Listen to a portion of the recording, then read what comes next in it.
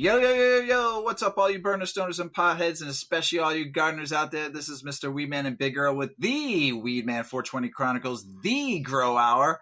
Big Earl, my brother, how you doing, my friend? I'm doing awesome, dude. How you doing? I'm doing great. I'm super stoked, and I bet you know why. I can guess, I think. But tell us, please. 2 reasons on this show. 2 reasons. You ready? 1, I get to smoke with you, and I get to smoke with our new friend, Alebrije. And 2, you stopped by the crib last night, and you dropped off some phenomenal fucking strains, baby. Let me tell you, I was fucking so stony baloney last night, man. I tell you what, that harpy, that's the first one we smoked, right? Smoked that harpy. Dude, I was completely stony. Mrs. Weedman rolled a joint. And she just started learning how to roll a joint. And she rolled a fantastic J last night with that harpy. We smoked that. And then my sister-in-law stopped by. And we were stony baloney. Then some of my buddies stopped by and we did a smoke sesh. And I threw a fucking GG4 fucking monster doink, dude. Monster doink. And it was stuffed to the hilt. And on the Split Society fucking wraps. And I tell you what, dude, we were all like, what? Dude. Kudos, man. Kudos on that fucking GG4 and the harpy. I haven't smoked the other 4 strains yet. I will. But tonight, for this smoke sesh, though, I'm smoking GG4. Yeah. So, but before we get started, Alebrije, say hello. Yo, yo. What's up, guys? Happy to be here. Alebrije in the house. I love it. So, Big Earl, I'm going to hit this first. So while I smoke this bowl out of this 8-decade steamroller, please tell me a little bit about GG4 because it is Yeah, so I can't take too much credit for anything. I just try not to fuck up too much. It's really all in the genetics, you know. The GG4, it's not mine, of course. Long known. Everybody loves her. Came from a Herm, that's pretty well known too. Pretty unmatched terps, I think. Also super vigorous, super easy to grow. I've loved that plant for a long time, and recently got rid of it and like immediately regretted it. And that harpy was Hummingbird Hills. Just a fat, easy plant to grow. So nice. The high on that harpy, man. Okay, so let me explain. So you and I talked before you left out. You're like, I wasn't really happy with the nose and the taste. It has a very nice nose and good taste, but the high, and I'm about the high too because I have everybody knows this. I have shitty ass taste buds. The nose was fine, but the high, my brother, dude. Let me tell you something, man. The stony baloniness of that fucking high was perfect. Yeah. It was like you were able to think clearly and talk, but you felt it in the head. But your body was just fucking womp. You were just like chilling like a villain, man. It was fucking fire. Yeah, like. What are you smoking on, Earl? I'm smoking on. What did I light first? Oh, the London Pound Cake. I rolled up. I just. Weed's awesome because a lot of the work you do when you work with good people can come back to you. And I had a friend who was looking for London Pound Cake. I happened to have a pack. I threw it to him. He hunted out a pheno and then he gave it back to me, and it is fire. I'm excited about smoking that next time I see you. Yeah, this is only the second joint I've had of it, and yeah, it's really, really nice. It's very. You just pulled that too, didn't you? You told me. Yeah, like 3 weeks ago. It's really fresh. No cure nice. On it, so we'll see how it cures. Nice. And Alebrije, what are you puffing on that Puffco Proxy in there? So I know you're smoking some hashish. You know it. I'm smoking on some purple Zorroso. It was my blue Zorroso crossed with purple nuggets.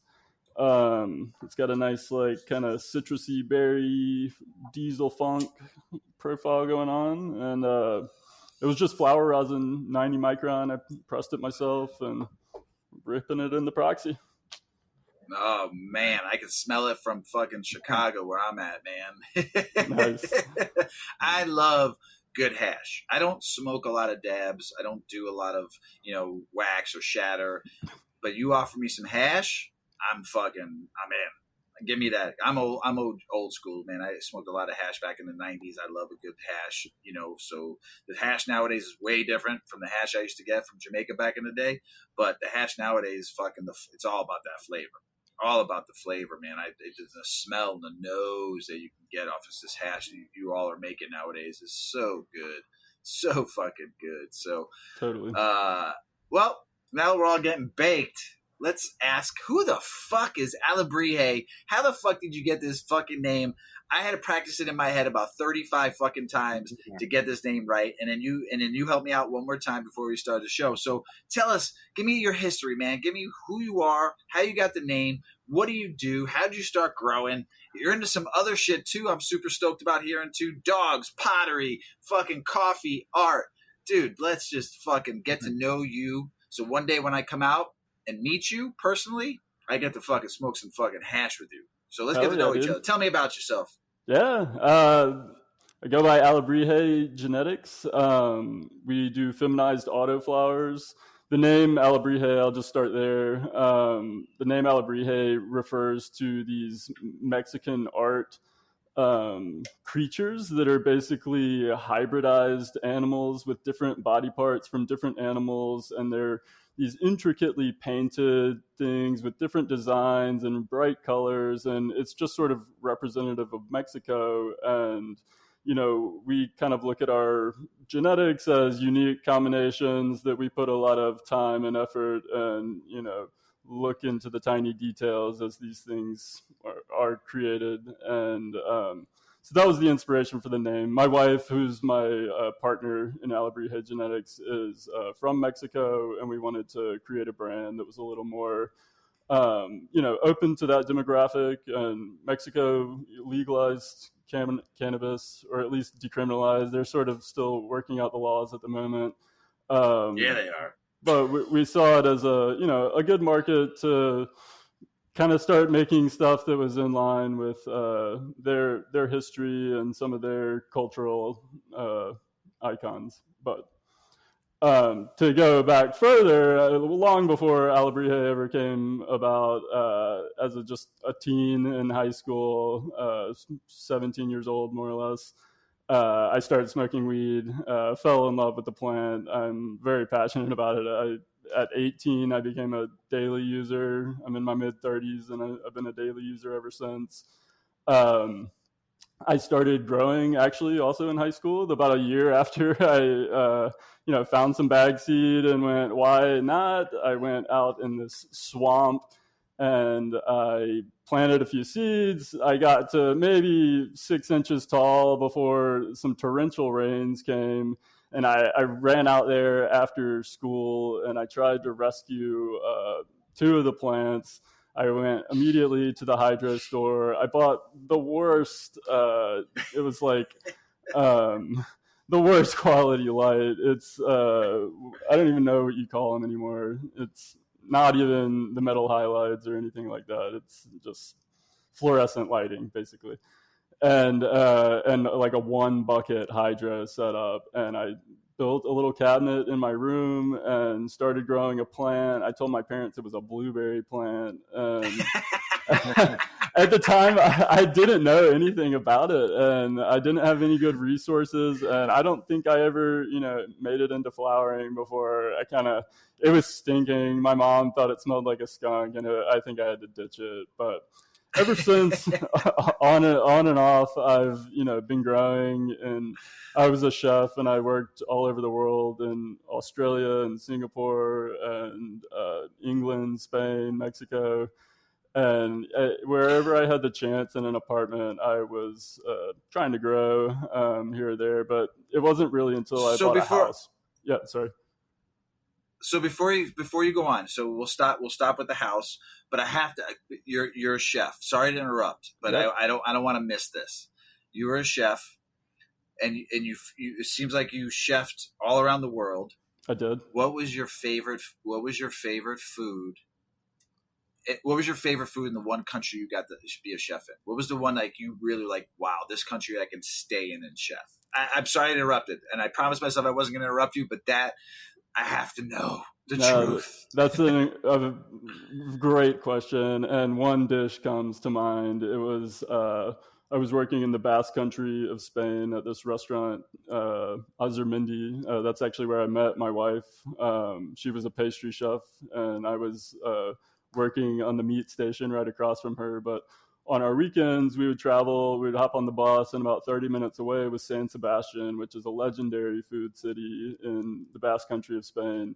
And this one little tapas bar had this, it was braised pig trotters, but then it was wrapped in the local jamon iberico, which is like the best, most tasty ham in the world. And then it had a little piece of seared foie gras, stuffed duck liver, basically. And it had like a little glaze of the sauce of the reduced trotter jus, basically, and some vinegar or something. And it was just like the most heavenly bite of fat and lusciousness and everything, just so sinful but so delicious, of pork and duck fat. It's have you ever tried to replicate that? I haven't. I don't think I'd do it justice. And all the ingredients are, very local to the area. And, I worked in Spain for just 6 months and came back to the States. So the jamon here isn't the same, and the foie gras is ridiculously expensive. So no, I haven't. But Gotcha. One day I'll be back. I love it. All right, so back to the house. Sorry, back to the house. You were growing. So we finally all along. Yeah, finally came back stateside, got a house, and that was like the first time I felt like comfortable actually buying some tents and some lights and making a proper setup and like actually learning to grow. So it's really just within the past 5 years that I dove in. Done some photo periods, started there, but I quickly got into autos, and I actually had so much more success with the autos right off the bat. And I was fortunate. I know a lot of people end up getting some sort of white label genetics out there that may not be the best quality to start with, but I was fortunate to get some from Mephisto Genetics, a company that was actually out of Spain at the time. I think now they're mostly based out of California. But they had great autoflowering genetics, and I was fortunate to just like hop on their site one day and buy a few packs, and then all of a sudden it became like this huge thing overnight, and their packs are selling out and you can never find them. And since then, and more recent, the last year or two, I think they're pretty available. But anyway, they were my first autoflowers. I had a great time with it and really successful grows, big yields, super frosty, best quality flower I'd had in a really long time. And so I used one of the ones I had bought, the Skywalker, and I actually got a photo cutting of Stardog from a friend, and wasn't able to keep a mother where I am. And so I decided to kind of work it into an auto project because I had so much fun with them. And I actually started by reversing the Skywalker and hit the Stardog with the Femme pollen. And from there, that was the F1 generation, which I had to end up working into 3 more, and then eventually a 4th generation that I finally released as the Sour Perezoso. Is my kind of, it's not supposed to be a dog walker replicate or anything. It's its own thing, but it definitely brought a lot of the chem terps and a lot of the funk from the Stardog, but with some nice citrusy zip from the Skywalker IG. So, man, yeah, sounds fucking fantastic. What'd you call that one again? That's called the Dog Walker. So the Star Dog and the Skywalker. I call it the Dog Walker with a W. And it was never actually just released as the Dog Walker. It was really a project I made to be like a breeding parent. And in fact, like it honestly works so much better as a breeding parent, and it like leaves its good traits in all its crosses. It's better than most of the crosses are better than the Dog Walker itself, honestly. Yeah. Nice. So it's a great breeder, great plant in general, but works really great as a breeder. And that was sort of my intention. And I've done most of my crosses that I've released so far have used the dog walker. Not all, maybe half. But That's so you have other things you do. Now I know you're a chef. I love it. But I was on your Instagram, but I was like, Alebrije coffee. What the fuck is this? I thought it was Alebrije genetics. I found that. And then you do pottery. Is that one of your mugs that you made in your hand? That's so it's actually my wife. As I mentioned earlier, she's half of the business. She brings in the pottery half. I'm the one behind the coffee. And we both work on the plants and the brands together. But the pottery was a way she got into it around the same time I got into breeding, and she's as passionate about it as I am about breeding and growing. And so we kind of wanted to, hybridize the two into our, single brand. She helps me find artists for our individual strains, and she helps me come up with the names for our creatures. And she's a big part of our taste testing, and a lot of my projects are geared towards her taste as much as my own. She's a big, broadleaf sedative type fan. She uses cannabis a lot for sleep.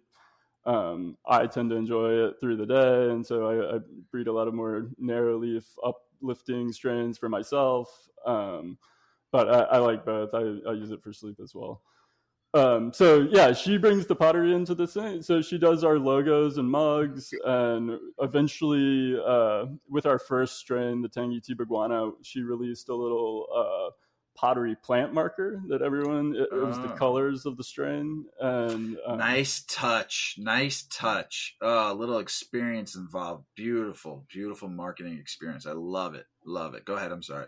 No, thank you. And it's our plan to return to that eventually. Right now, she's doing all her pottery at a studio, but we would like to eventually stamp the strain name into the little plant marker that's going to come in each pack. But at the moment, we didn't want everybody to see the name and Google what it was, and very quickly you can find exactly what's going on. But eventually, in the next year or so, we hope to get our own kiln, so she can just be firing this pottery at home and making the plant markers, making our logoed mugs, ashtrays.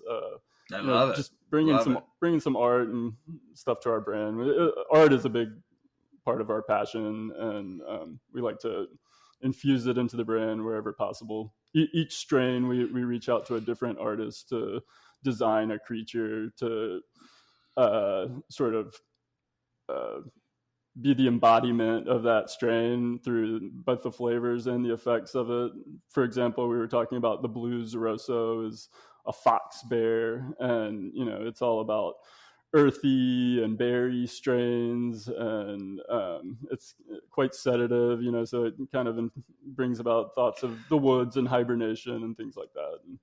I love it because you're using art to get people to understand what your strains are all about. And some people are visual.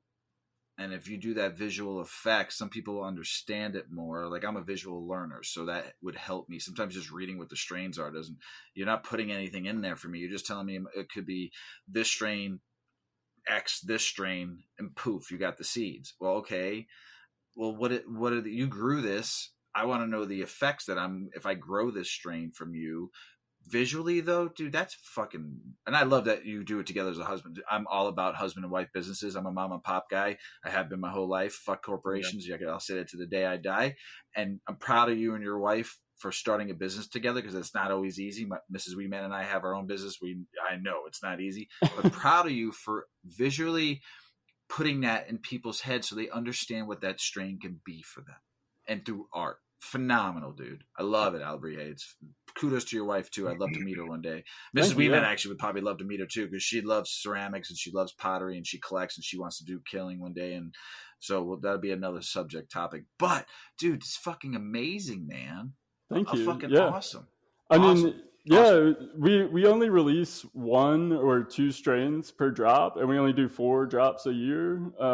So not a lot, and we like to grow out testers and send friends testers and things. And we like to know what you're getting, and we like to talk about it for a long time. If you follow us on Instagram, for months before the release, we're talking about the specific strains that are going to be released, and we're telling you all the details about what to expect. You'll see the artwork come out. With the artwork, I write a little story that through the words is basically describing the strain and its flavors and what this creature is eating and doing, essentially. The packs become collectible items like baseball cards. Yeah, each pack is like hand stamped, numbered, 1 out of 100, 2 out of 100, whatever. Sometimes like we have a release coming with Hummingbird in August, our first collab with him, or at least, no, not our first collab with him, our second collab with him from my end, but there's only going to be like, I think 50 or 60 packs. So yeah, sometimes they've been selling out kind of fast. We love Hummingbird. He's a South Side of Chicago. We love Hummingbird. He's a South Side Chicago guy, man. That's fucking awesome. The two of you are doing a fucking collab together. We love him. He used to grow in the Dan Ryan Woods. Go Hummingbirds, man. You the man. Hell yeah. Shout out to Hummingbird. You guys were talking about Harpy and Ursula Berry. Those were like some of the first auto regs I ever bought was from him. And that's how we connected. He actually announced that the Ursula Berry was going to be sold out, and I was like, oh, glad I already got a pack. He was like, what? Yeah. You bought a pack? And I was like, you know it, man. And then we've been chatting ever since. Mrs. Weedman loves Ursula. We just finished the last nug of both of the BX Earl. We just finished the last nug of that one, and we finished the last nug of the other one you bought. Those fucking strains are phenomenal, dude. Mrs. Weedman couldn't stop smoking that like every night. The high was magnificent. The buds were so purpley, nurpley, and just full and just vibrant. Oh my god, amazing. Anyway, pottery. So pottery. What about dog rescue? So you do dog rescue? Yeah, so again, I mentioned my wife is from Mexico. This was another way we've always talked about doing this. Mexico has a really bad problem with street dogs, and we go down there to visit her family once every year, and we see it every time, and it's horrible, and we just feel helpless. There's dogs everywhere. They look starving. Some places are worse than others. We tend to travel around. We'll go see her family, and then we'll travel a couple other different places each trip, but so anyway, 15% of our profits from our sales, we created this little fund called Save the Paros. And when we go down there, we buy dog food and water and bowls and things. And we just feed as many of the street dogs as we find. And we also, it would be easier if we lived down there, but it's hard to make things happen on a short trip. But we did facilitate one adoption last year to a family that we knew and trusted. So that's part of our goal long term. And, you know, we actually can't spend all the money each time. A bag of dog food goes a long way when we're just, you know, seeing a dog in the street and giving it, you know, a couple bowls of food, you know. So we're saving up for one day. We would kind of like to build a facility, you know, a small shelter, and facilitate adoptions. This is awesome, in Pachuca, Hidalgo, where most of my wife's family lives. That's fucking awesome, man. Good for you. That's awesome. Thanks. Yeah, we have a rescue dog, and we love him so much, and you know, he's a big inspiration for that. He just wants us to see more dogs rescued down there. Love it. It's awesome. Do you find people support you, like the person in those areas, or did you find your own niche within the industry? You know, did you find people like support you for you and what you do?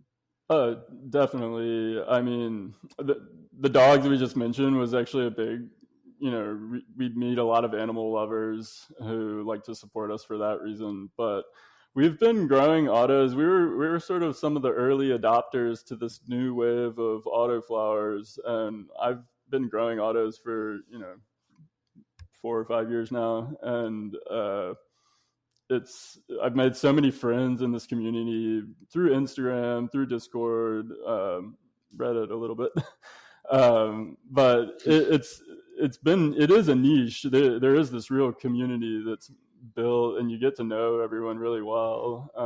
And I'll be talking with the same person on 3 different platforms, and we'll also have their personal number. And these are just random people I met online, but we've developed real, true friendships. And, I see a lot of repeat customers from drop to drop. And I won't even call them customers. Most of those people are honestly friends. So yeah, we do see this niche Autoflower community that's formed, and yeah, we get a ton of support from them, and we thank you guys. Shout out to all you guys. You know who you are. I love it. I love it because you're building a community of friends, and to me, what it sounds like, you're using social media the right way. I have a lot of issues with social media, but I use it. I have to, but you use it the right way.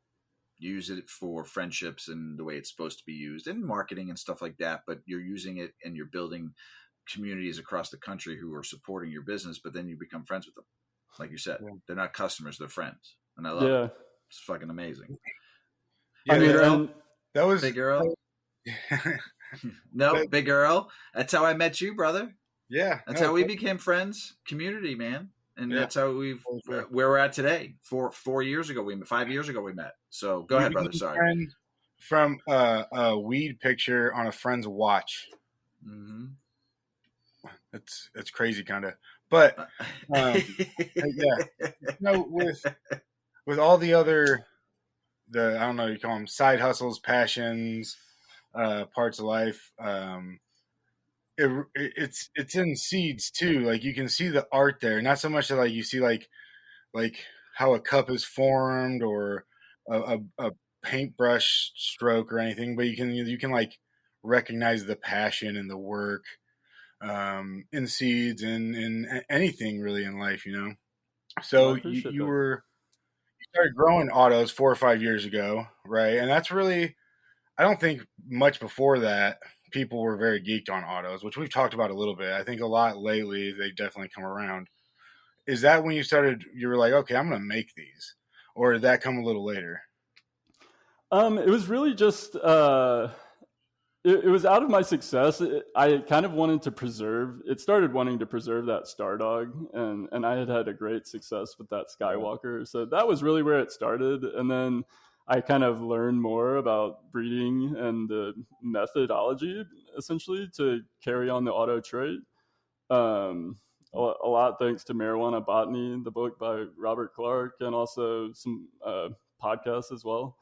And it was such a fun project that by the time I did it and made it, I had tons of seeds and quickly realized this is something I probably wanted to form into a business.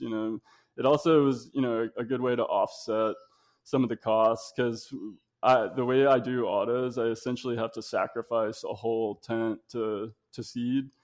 And so, I was started growing just actually for my own flower and my own head stash purposes.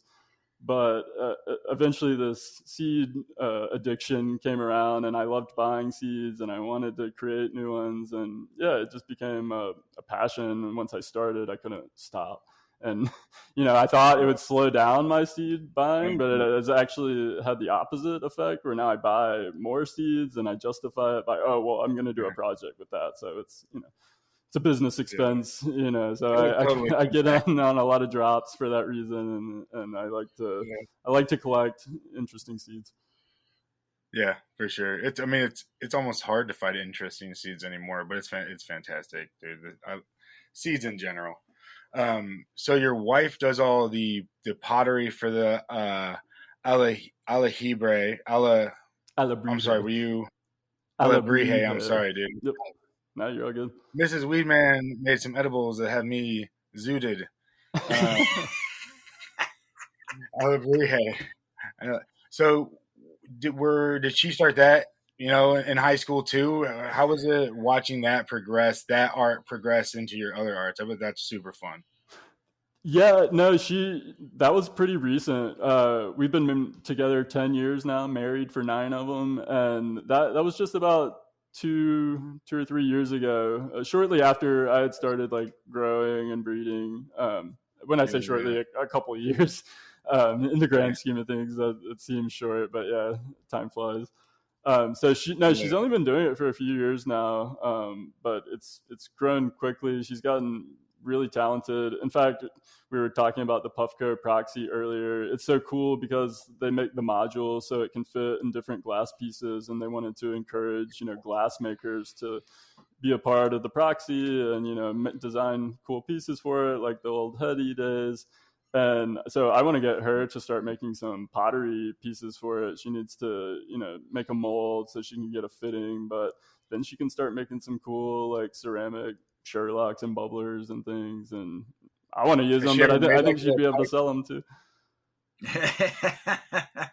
Has she ever made like a little pipe or anything? Yeah, she's made some just like little one-hitter type things, but not much beyond that. Yeah. When she makes bongs, I'm buying one. Yeah. I'll let you know. I know. Just let me know. I'll buy one. Yeah, and I'll do bong rips on the show with that bad boy right there. There you go. Fucking clouds. Love it. How much does your activity in the community play a role in you being able to do what you do?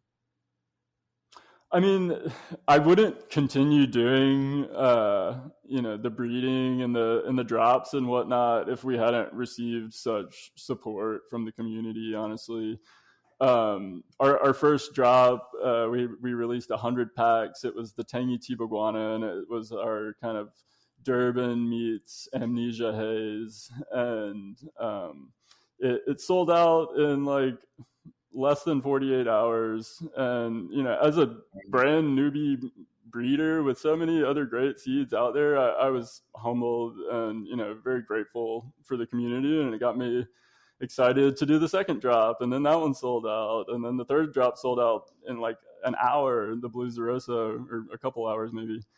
And then they've been just going ever since. And so it really is the community and the support that fuels me to do it. And the coffee is another thing, sort of on that same note. It's just become a passion of mine. I quit drinking alcohol.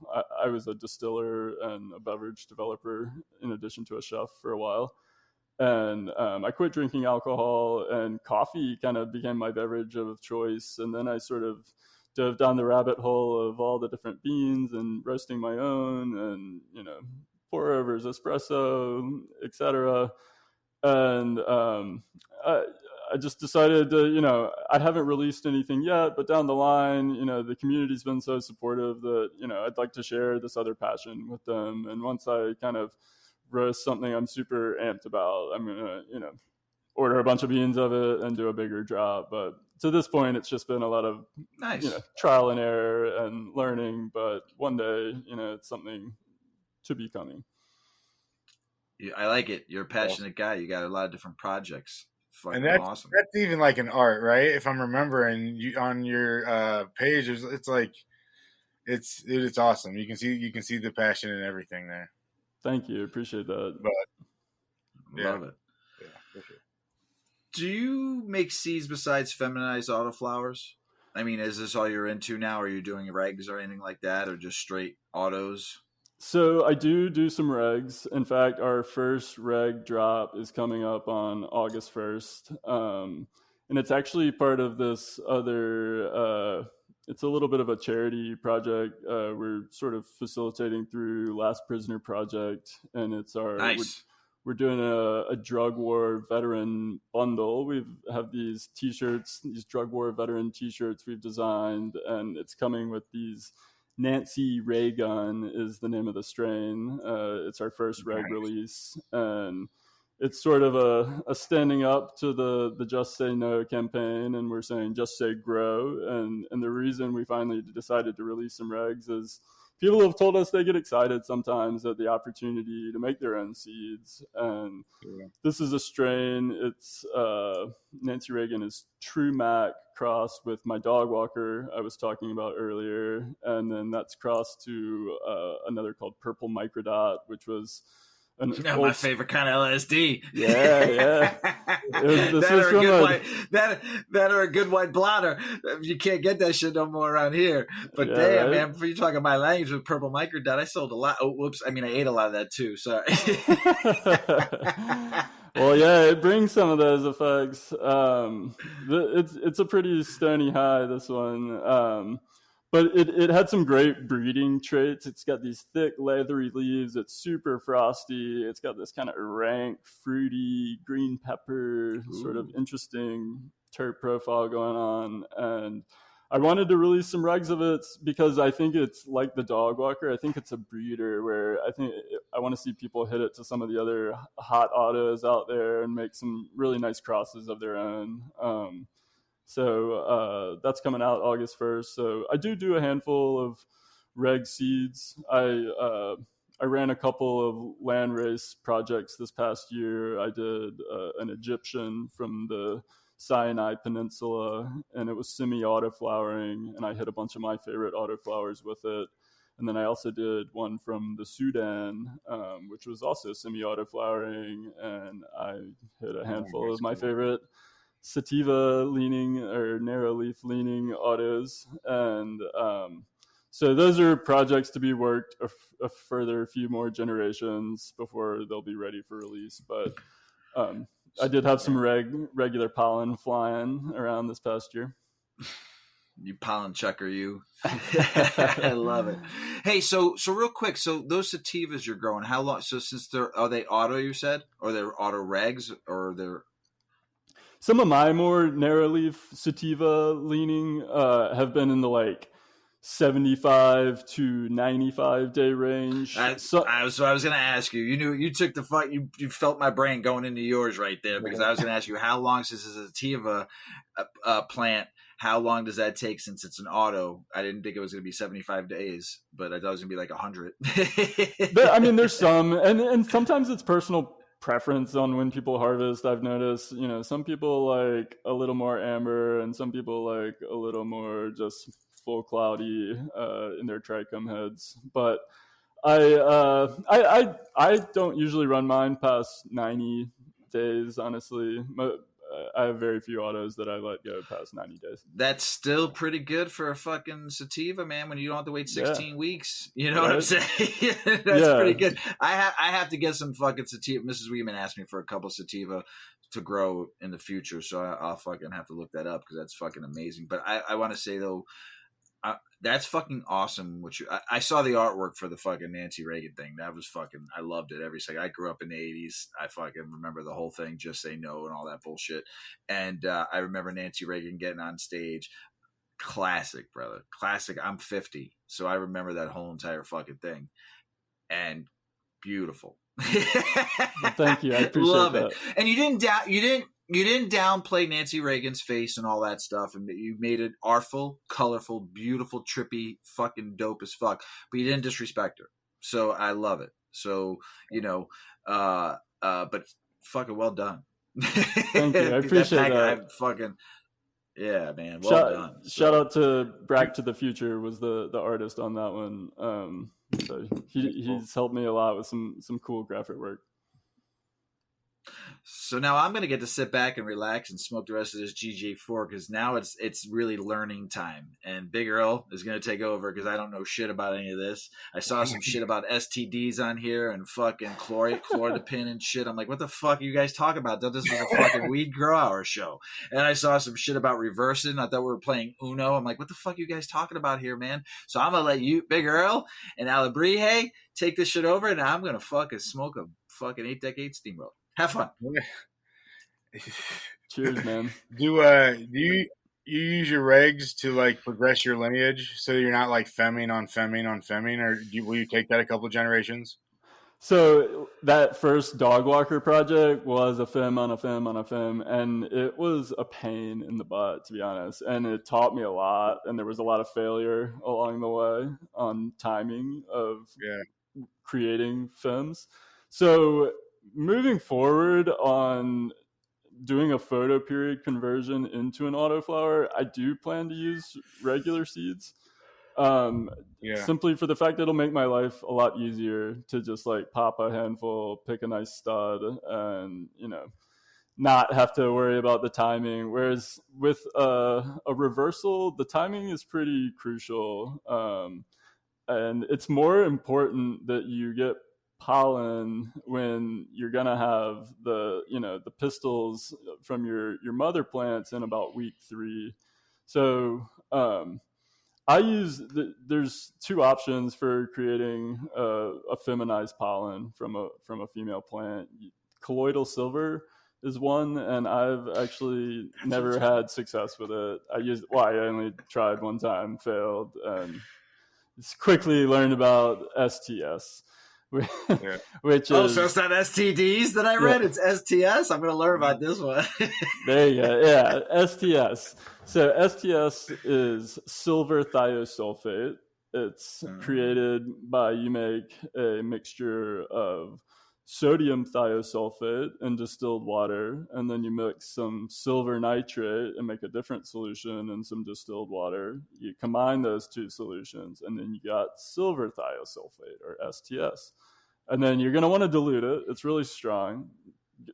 Google out there, those of you listening that are interested in this process, if you Google it, you'll quickly find some how-to methods, and you can holler at me on Instagram if you're not sure if you got the right one or not. But anyway, so you mix these 2 solutions, you dilute it with more distilled water. You're going to want to add a little bit of a surfactant so it actually sticks to the plant. I just used a couple drops of Dawn dish soap. That's all it needs. And then in a spray bottle, so for autos, this has been a learning process. A big part of the learning process is when to start spraying. I used to start spraying upon the first sight of the pistil, which works. It's fine, but you'll never get this full reversal. It's always like a half and half kind of female, male. You'll get some pollen to work with, but if you're trying to do a handful of projects with that pollen, you won't get that much. And it would have been better if I'd started earlier. So I've slowly gravitated back, and now I start around day 15 of the auto's life. So I count day 1 as when it shows its first cotyledons, the first 2 green leaves that appear. And that's day 1. So now I spray on around day 15, 16, just depending on how it's been looking. And then I spray. This is another thing you sort of have to figure out. And there's no right or wrong. Different methods work. But I tend to spray now like every 3rd day. And it's important you don't spray it under light. So I remove the plant from my tent. I put it in a bathtub, and I spray it down. I let it fully dry, and then I return it back to the tent. Otherwise, the STS will totally burn under the light, and your plant will die, and you'll freak out right away. I've made that mistake. Made a lot of mistakes, especially timing mistakes, where I had the mother of this last seed I was trying to preserve, and it was way ahead before I was getting viable pollen, and then I just missed the window and lost. Well, not lost. I got to smoke it, but it was the last seed. You know what I mean? So there's mistakes out there to be made. So anyway, you're spraying every 3rd day, maybe by around day 30, I've got, 2 weeks-ish, 15 days into the spraying, I've got pretty full-on pollen sacs, but there still probably aren't like dumping pollen yet. It still might be another week to 2 weeks. Every strain is different. Everyone has different, tolerance to stress and things like this. Basically, what you want to do is you want to spray the stems and the stalks, because that's what's actually passing ethylene, a female hormone, to the various bud sites. And by spraying it with this heavy metal, the silver, you are inhibiting that pass of ethylene, and inhibiting it still has that, is it the X chromosome or the Y chromosome is the male? It's got the other chromosome in there, so by not getting the female hormone, it expresses as male, but all the pollen is reading that it's female. So yeah. once So you get yeah. It's way easier to femifem then. How do you, when you're going after regular sex seeds, are you waiting sometimes to really see the sex?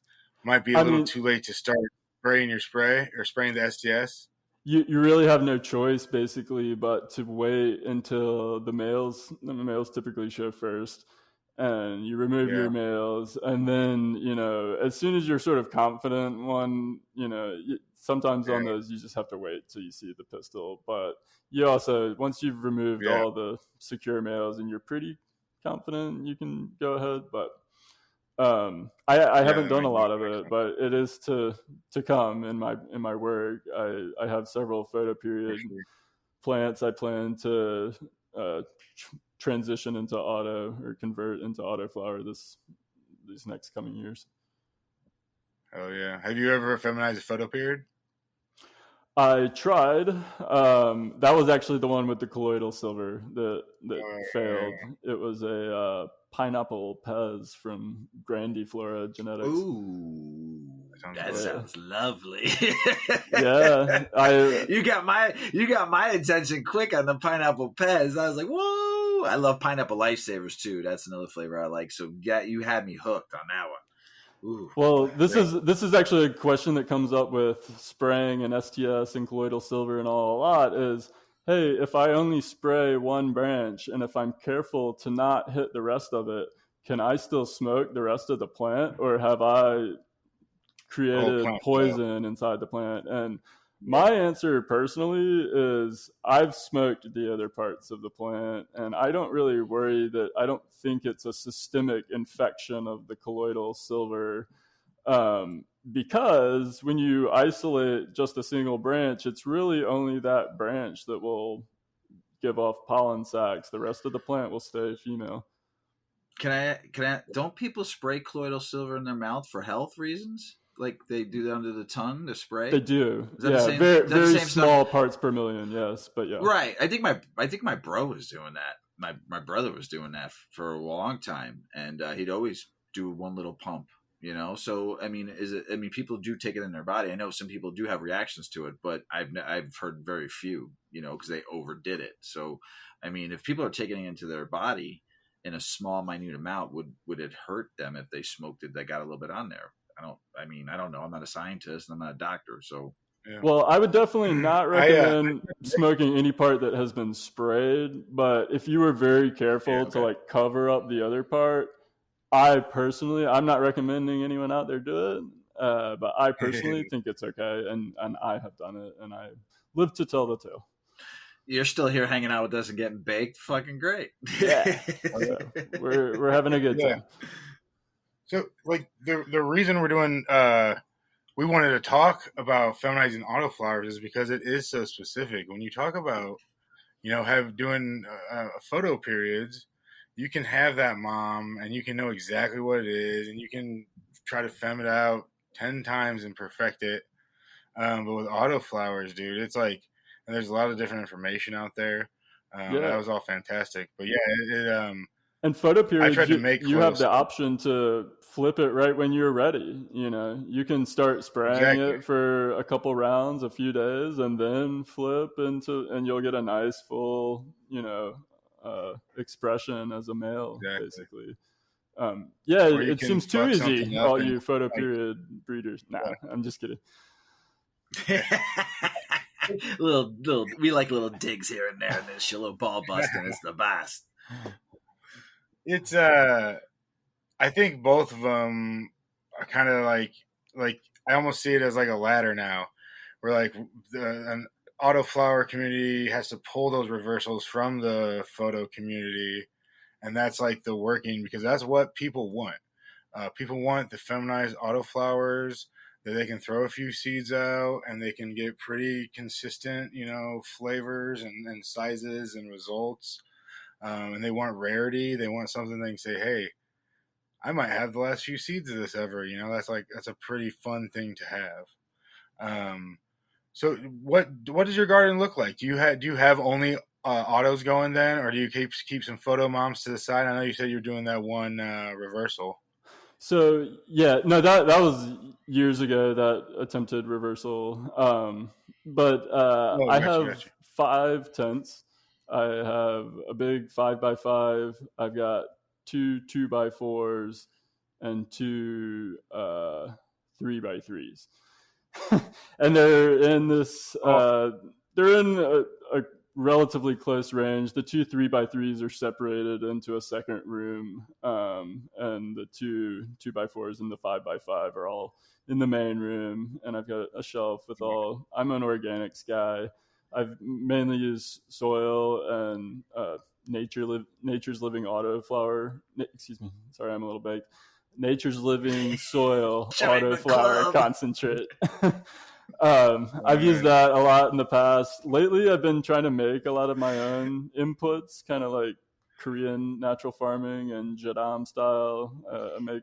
Wait! What was that word? Say it again. Jadam. Jadam. What is it? It's the. So it's not praying mantis style. What I'm known for. Nah. Bear claw style. Jadam is Tell me about it. I gotta know. What it's like a method style. Yeah, I mean it's been around, but it's a methodology that comes from actually the son of the guy that created Korean natural farming, and it's another one. Jadam is the Korean word that basically means that we follow the path and do as nature would do. And it's about creating... This is the way! Yeah. This is the way! It's basically about creating anaerobic nutrients. And I was just listening to a podcast on this earlier today, actually. And you're creating anaerobic microbes, essentially, as it would naturally deep in the soil where there's not a lot of oxygen available. And you essentially just take any, vegetating plant or fruit or something that still has some nutrients left, and you can basically throw it all in a big bin, cover it with water, and you let it sit and ferment for a long time. And it's going to smell pretty stinky, but it's basically breaking down, and the longer it sits, the more concentrated and the more nutrients you're pulling out of it and these microbes. But it's just a very natural, simple methods that you can basically make all your own inputs at home. But I haven't tried any of those specifically. I've been more making labs, which is essentially culturing lactobacillus with milk. And very good yeast. Yeah, that lactobacillus is a very good yeast. It's everywhere. Yeah. It is a good one. It's on our bodies. That's how they fermented beer. Open back in the fucking early days. That's how they fermented beer. They would leave open vats of beer, and the way they would ferment it was the lactobacillus floating through the air. It's a good metachlorian. It's in your body. It's good for you. Sorry, I'm really baked. That GG4 got me good, Earl. Nice. I love it. No, but then you just mix that with molasses, and you have a nice, microbial solution and a little homemade microbes you can add. But it's methods like these. I've just been doing simple ones. I've made water soluble calcium with eggshells and vinegar and things like that is what I've been doing more. I love it. No, I love it, man. I need to come and fucking hang out with you for like a month and learn. So one day when I go off to the sunset and live off the grid, I need to learn some more of this stuff. Go ahead, Earl. Sorry. So I didn't realize that was the name for it. So over this last winter, I took down some plants, and they were just vigorous, and they were males. And I was like, you know what? I think it was, I read it called plant juice or something. It was something goofy. Yeah. And I didn't have like an official name. There's a lot of acronyms involved. Yeah. And so I was like, I'm just going to steep this in water over winter. I did it in a 5-gallon bucket. And I put it in my garden. I didn't put any food in my garden outside this year, so we'll see how it goes. But that's I'm definitely gonna. I like that. That's the actual name for it, because I call it plant juice. I've talked to people about it. And I feel kind of stupid when I call it that. Yeah, I did one last year of just like pumpkin and pumpkin seeds with basically just mixed with molasses and my lactobacillus culture and just let it ferment. and it was good for flowering. I just take a little milliliter per gallon of this little liquid I fermented and mix it in my water and just water my soil with that. And that's been my methods for the last year or so. But I still use Nature's Living Soil Autoflower concentrate as my kind of base mix in my soil. Yeah, I don't think. Organic is when you can dial in organic. It's hard. For me at least. Yeah, it is. It's fucking hard. It's hard. Every little thing changes everything, and but it's a different grow. Earl, you were over the house yesterday, so I run organics now. This is my fourth grow organics. The first two, I got good weed, but I saw the difference in the Maybe I didn't get the biggest buds in the world, but I saw a real difference in the fucking trichomes versus growing non. And then you were over the house yesterday. You saw and I sent you pictures last night at a dark shop. Way different of an experience. I'm getting a little bit better at each grows, but holy fuck, man, the terps that you fucking see on these fucking buds are just insane. Yeah. It's just a difference. It's a different high, different experience, but it took me to a different level. I'm still trying to get better at it, but it's a way different high. I don't care what anybody fucking says. I'll argue it all day long. And the buds are fluff. They're fucking. They're fragrant. My whole house reeks, and I love it. I just walk into a fucking boatload of weed when I come in my house. I don't give a fuck. That my house. That's the fragrance you smell. You don't fucking smell sage. You don't fucking smell this.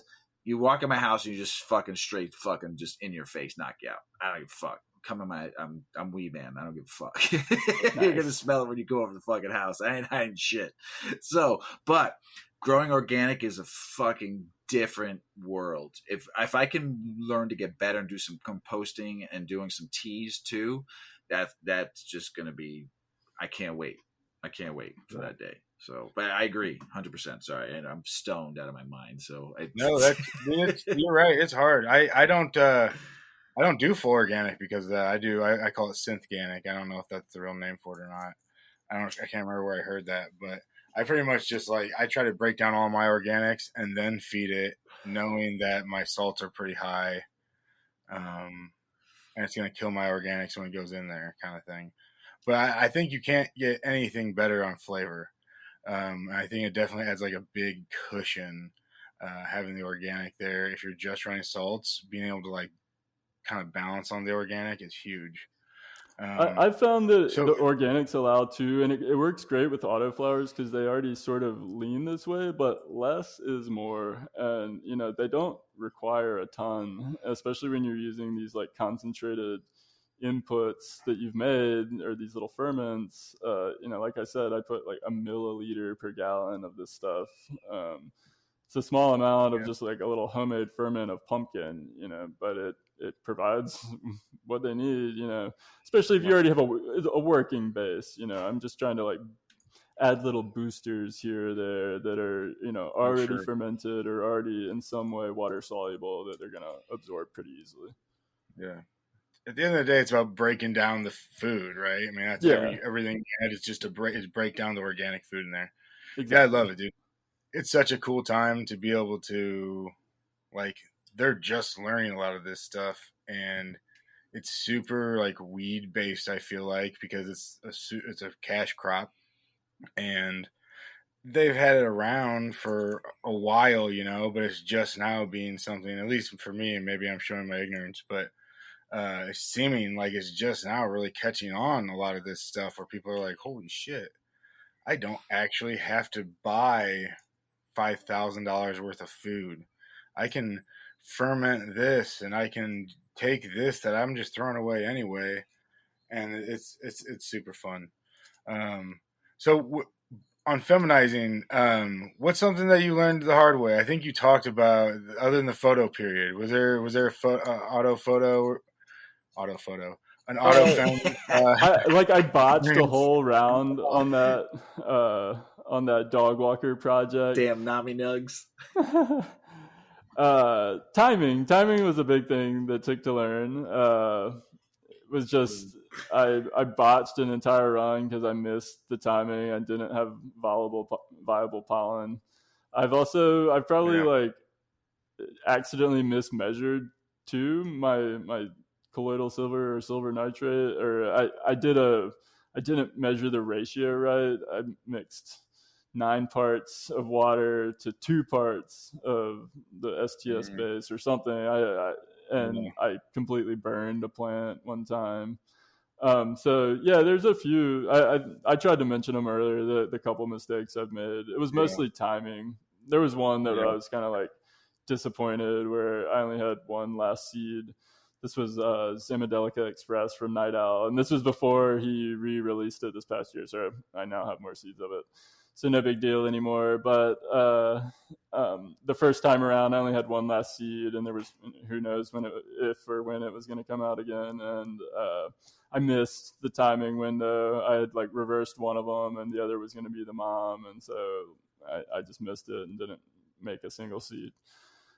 Because I started them at the same time, where these days I start my reversals, and I'll actually start more than one. Because you don't know at day 15, which is going to be your winner, really. So I'll choose probably like the 4 to 6 most vigorous at day 15, because that's all I really know that much at that point. I might do a little stem rubbing. I started the seeds at the same time, whereas these days I start seeds like 2 weeks ahead of time before I start my mothers. So that by the time it takes longer than regular seeds when you're feminizing, it takes longer to actually get the viable pollen. So if you start your mothers at the same time as your reversals, you're kind of miss the primary window where you want to be pollinating them. So it's good to start it a couple weeks ahead of time. I was also talking about how I typically start more than one reversal. I usually do somewhere like 4 to 6, because I'm not sure at the moment which one's going to be the best. But I really have another 4 or 5 more weeks before I'm really having to select and call the others. So I get a lot more information about which one's going to be the winner and the pollen donor for that generation. Yeah. Is something that was super interesting to me, because when I first started Autoflowers, the timing was really hard for me. Just to grow them, I was used to basically running a pretty like root-bound plant and having like really fast, clean transplants. And when it came to autos, when I let them get root-bound, they were dying on me. I didn't realize that was why. And I started going into the same pot I was finishing in and reading theories, though, from other people that say, well, no, if you elevate them up pots, that's how you get these monsters and all this and all that. What is something you see people doing that where you're like, oh, I think that's a mistake? They don't realize that they're doing this wrong for an auto. Because to me, the biggest part with an auto is there's no veg. Like, it's going when it's going. So if you make a little mistake early, it can echo. Is there something you see a lot where you're like, ooh, if you did this, I think that would help a lot? Yeah, definitely. I see a lot of stunted plants, my own genetics as well. It happens. And you're right. There isn't a very long veg period. By day 20 to 30, sometimes even a couple days before day 20, I've seen flowering start as early as like day 16. So you have a very short window. You're looking at somewhere between, 2, really more like 3 to 4 weeks, and you're gonna have some flowers start to forming. And when it starts flowering, you're gonna stretch, you're gonna get a little hype. But if in that first 2 or 3 weeks you've stressed the plant by either you've given them too many nutrients, less is more, definitely in those first couple weeks, they'll do better with like starving a little bit than they will with excess nutrients. 2, maybe the light was too strong, can be one. The pot was too small, or you tried to transplant it and you were maybe a little rough and maybe damaged the taproot or something, or just stressed it in some way during the transplant. High or low temperatures, if you're way outside of the typical VPD parameters. I've seen I've seen a lot, like in the winter, people will start autos and their grow room will be ice cold and their plants will get stunted, and that's usually a reason why, But yeah, stunting is mostly what the big error I see, and it just comes from stress, like some heavy stressor in those first few weeks. So yeah, less nutrients, medium to low lighting, and keep just a nice, as well balanced environment. Research VPD, your vapor pressure deficit, and you'll be fine. You'll grow some monsters. Yeah. What about outdoor? Outdoor is different. You obviously have less control, so timing, technically you can grow an auto any time of year. I mean, it might die in the frost or depending on how intense your environment is in the winter, but generally speaking, you can grow, plant after plant after plant, even outdoors, but certain times of year when you're getting the most light, like right about now, in late June, is really a great time for autos to be in flower, when they need the most light. So if you were to try to do an outdoor run, or even two, I would probably do one where I start in, like April, maybe then I start another in May, and then I start another in June, and then I've got, a harvest in, the April one is April, May, June, and late June I'm harvesting, and the next one will be July, and then the next one will be August. In theory, you could even do a couple more and get into September.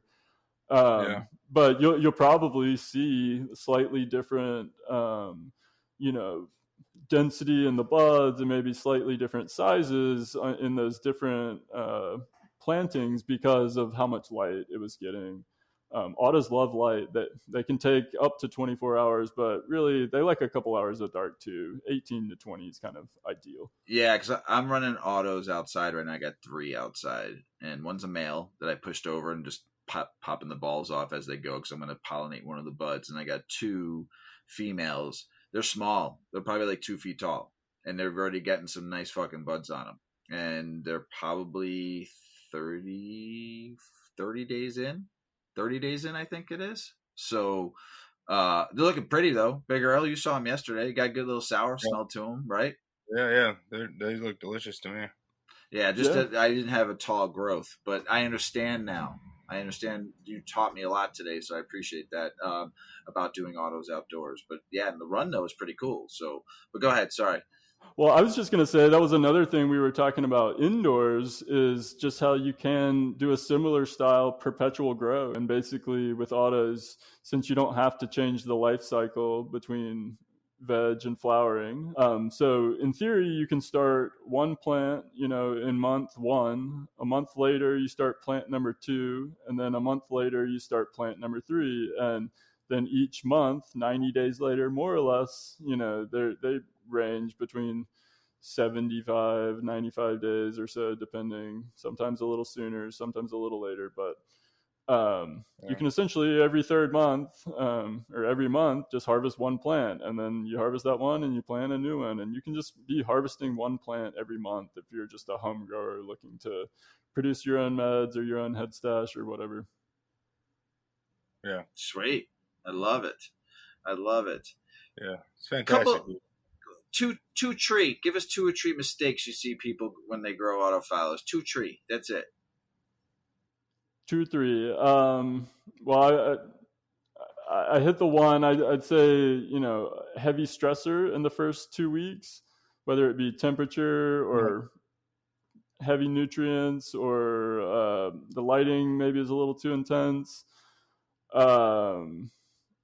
I think I'm in the camp that topping autos is fine, but there is a little window where you need to top it, and somewhere where before it hits flower, because that is another reason you can cause stunting. I think it's good to top it in, week 2-ish, maybe around day 14. Those are a couple of the main mistakes I could see in just stressing it and resulting in a stunted plant, but they can be forgiving. Sweet. I'm excited about doing this grow right now. I've learned a lot from this show that's going to help me on the next one. So I appreciate all the education today, man. I actually fucking learned a lot. And as baked as I am right now, dude, I can't wait to re-listen to this episode because all the knowledge and education you just threw out there, man, that was in an hour. That's pretty big, man. I appreciate Alebrije coming on the show and everything. Give yourself a fucking plug, man. Tell us where everybody can find you at, websites, when your next breed is going to be out, and go ahead, man. Yeah, appreciate it. Had a great time. Yeah, we're you can find us on Instagram at alebrije.genetics, and we have another medical line. It's miracle_plant_genetics. Those are our mixed ratios with CBD and THC, and we've got some CBG in the works. I fucking love you. Finally, a breeder that's listened to my show. You must have listened to my show because Big Earl, I've said that so many times. I need someone to make me all of the cannabinoids, all of them in a strain, because all of them have benefits. All of them have love. I love THC to death, but I also love CBN. I love CBG. I love CBD. I love THCV. I like them all. And some of them I know you can't do together, but remember we've had this conversation, Earl, like 4 years ago. I came to your house and we hung out, and I said, if someone can create a strain that has the cannabinoids in there that people want, game over. Game motherfucking over. It's over. It's over. Yeah. So Alebrije, dude. That's what our goal with Miracle Plant Genetics. I guess we'll have to come back and talk about it more another time, but burp in the bag, baby. Burp in the bag. It's essentially our mixed ratio projects, more of a focus on that and less on the art. It's more medicinally focused, and we're trying to get community feedback so we can sort of dial in our strains and sort of make what's working for people, you know. So thank you, sir.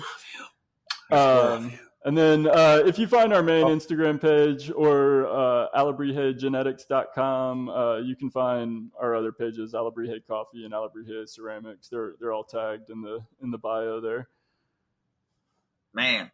Dude. Oh, and our next drop is coming up on August 1st at 4:20 p.m. Eastern Standard Time. Yeah. We'll be releasing the Dazed Sabrana, which is our zebra frog.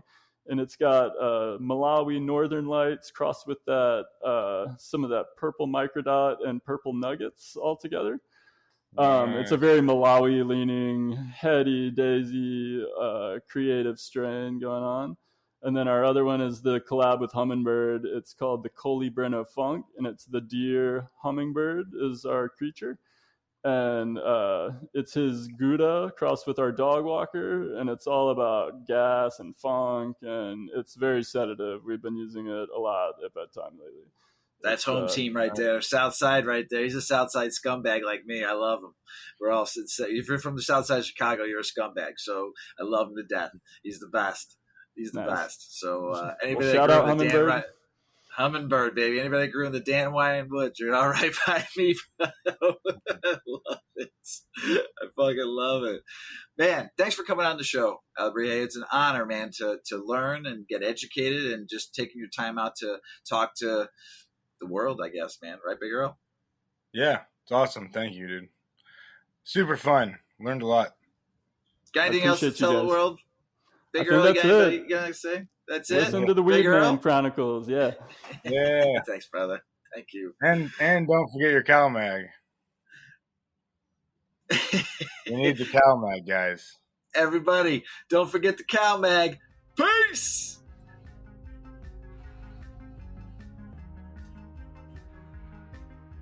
Check out our cannabis lifestyle brand online at 8decades.com.